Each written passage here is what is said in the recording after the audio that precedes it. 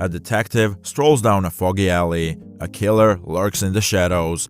A mysterious woman smokes a cigarette in the corner of a bar. These are the pictures we associate with the genre known as film noir. The majority of these criminal tales were adapted for the big screen in the United States during the 1940s. But the rest of the world observed, and it didn't take long for other nations to copy the strategy and make it their own. In this video, we will be seeing 10 such foreign movies that are going to blow your mind. Number 10. Les Samouraïs, France 1967. Jeff Costello is a methodical hitman who follows all the proper steps when executing such a hit on a nightclub owner until he is seen by a witness leaving the murder scene. Over the course of the following 24 hours, Jeff must race against time while being chased diligently by the police and the crooks who hired him but now view him as a burden. Alain Delon, who played Jeff in Les Samouraïs, is one of the few performers to ever look cooler on screen. Together with the filmmaker Jean-Pierre Melville, Delon popularized the stoic murderer character by using restrained facial expressions and gestures for most of his performances. Throughout, his stunning solitude and Melville's slick, spare direction caused the movie to proceed with sneakily lethal precision, but despite this, it evokes a lot more than just its spare frames and tidy setups. Les Samouraïs is an intriguing depiction of a guy who realizes that he can only run for so long, and it helps that the film has a dark score and gorgeous cinematography. Number 9. La Cérémonie, France 1995. In this masterfully unsettling movie, Sandrine Bonnier's resentful, secretive Sophie, recruited as a maid by a wealthy family, encounters the touchstone of Isabelle Huppert's postmistress Jean, a being of weirdly banal malice. Even at the beginning, when Sophie ungraciously refuses her boss's well-intended offers to buy her spectacles or pay for driving lessons when little else seems to be happening, the movie is exhilarating. The discovery of Sophie's illiteracy explains why she is so unappreciative. Chabrol expertly twists his web so that we can see how those well-intended offers could appear humiliating in a damaged mind. The most amazing aspect of this movie is how we begin to despise the family's affluent leisure and unconscious elitism without its two heroes ever trying to win our sympathy. Number 8. Elevator to the Gallows, France 1958. Florence and Julien, two lovers, plan to murder Florence's husband, who also happens to be Julien's boss. The scheme fails, trapping Julien in the workplace elevator and leaving Florence feeling abandoned. A young couple steals Julien's vehicle in the background while dealing with their own issues.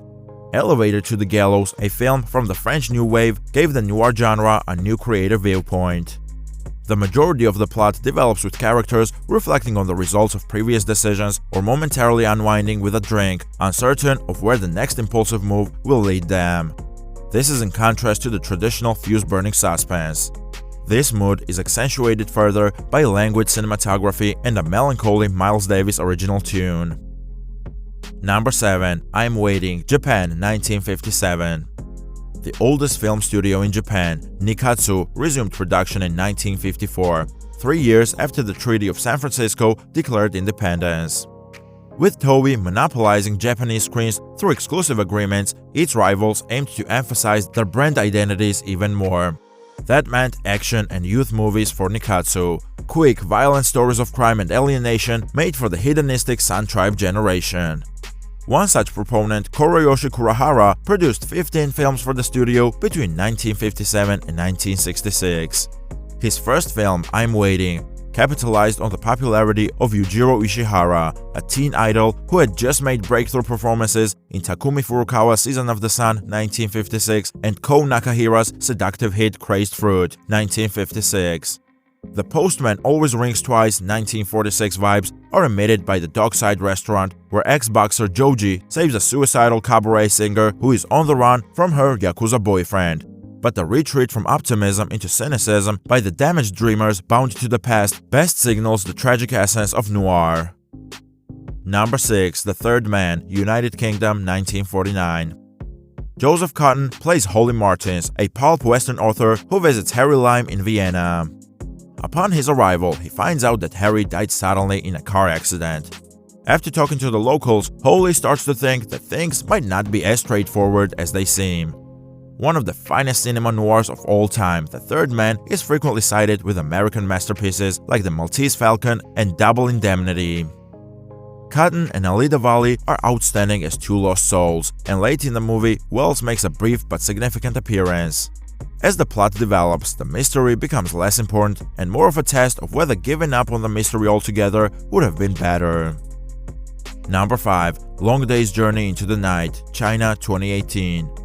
Liu Hongwu makes a long overdue trip back to his hometown of Kaili for his father's funeral. While there, he is reminded of a woman from his past. It is unknown how they met, but he is driven to track her down. The narrative of Long Day's Journey into Night is fragmented and discreetly cuts between the past and present. This makes the plot occasionally difficult to follow, but it's probably on purpose so that the audience may experience things from Liu's hazy perspective. The final hour follows Liu as he takes a sublime stroll through his dreams and recollections in a single uninterrupted take. The movie is obviously difficult, but it's also a profoundly serious examination of how time passes and how it affects our lives. Number 4. A Fugitive from the Past, Japan 1965. A Fugitive from the Past, a late-period masterwork by Tomu Uchida, whose career began in the early 1920s, transformed cinema noir's fatalistic tendencies into a karmic register for a uniquely Japanese investigation of crime and punishment. The 3-hour drama spans a decade and is separated into 3 distinct acts that follow the detective on his trail: the prostitute who shelters the robber and subsequently tries to blackmail him, and the robber who kills off his partners after a theft.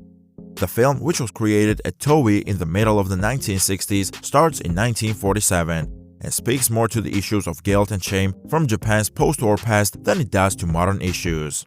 It's a procedural that's been painted on a huge canvas, and the grainy 16mm cinematography that has been blown up to gargantuan scope widescreen echoes how intimate in its humanity it feels while still feeling epic in its national and social consequences. Rentaro Mikuni gives a powerful performance as the hoodlum turned community pillar who is unable to escape the moral chasm at the center of the play. Number 3. Perfect Blue, Japan 1997. After popular pop singer Mima Junko Iwao decides to give up singing to pursue acting, she soon realizes that it'll be challenging to do so without trying to lose her nice girl image. She discovers evidence of a potential stalker as the pressures and loneliness of the profession start to reap at her soul. The physical and psychological risks of celebrity are darkly examined in Perfect Blue. It gets harder and harder to tell what is genuine and what is phony, as Mima's mind slowly disintegrates under strain and dread. Entire scenes are played out simply to make it clear whether or not they were from a play in which Mima appeared. Years after its release, this animated masterwork is still enigmatic and unsettling, leaving you with lingering thoughts. Number 2. Diva, France 1981. Mailman Jules, Frederic Andre, falls in love with American soprano Wilhelmina Fernandez and secretly records her voice against her wishes to never have her song recorded. He is being sought after by the mob associates of the corrupt police officer after his tape of her is accidentally replaced with a tape with damning information against him. Diva adopts noir elements and gives them a vibrant color and a slightly abstract atmosphere as part of France's Cinema du Look movement of the 1980s and 1990s. The genre's melancholy tone and the exuberant energy of a midnight movie come together flawlessly. Anyone searching for a visually spectacular and exciting neo-noir will be impressed with the film's show-stopping bike chase, which puts this on full display. Number 1. Zero Focus, Japan 1961. To meet studio careerist Yoshitaro Nomura for a sleek, female-centric noir with more than a hint of the Hitchcockian about it, head over to Shochiku, the home of the masters. Zero Focus appears to have Vertigo 1958 on its mind, complete with crashing Freudian waves, much like his brilliant Stakeout 1958 did with Rear Window 1954. Yoshiko Kuga's character, Teiko, is searching for her missing admin husband after he made one last trip to the office before getting a promotion to Tokyo. She follows in his footsteps, pursuing with growing tenacity a network of prostitution from the time of the occupation that Nomura uncovers through a convoluted series of appropriately noir-esque flashbacks. Fans of Bong Joon-ho 2009 will enjoy this one, but make sure to follow it up with his stunning The Castle of Sand 1974. This latter film chooses a 19-minute procedural in the vein of Zodiac instead of noir, followed by 45 minutes of meloromantic maximalism in the vein of De Palma. With that, we have come to the end of this video.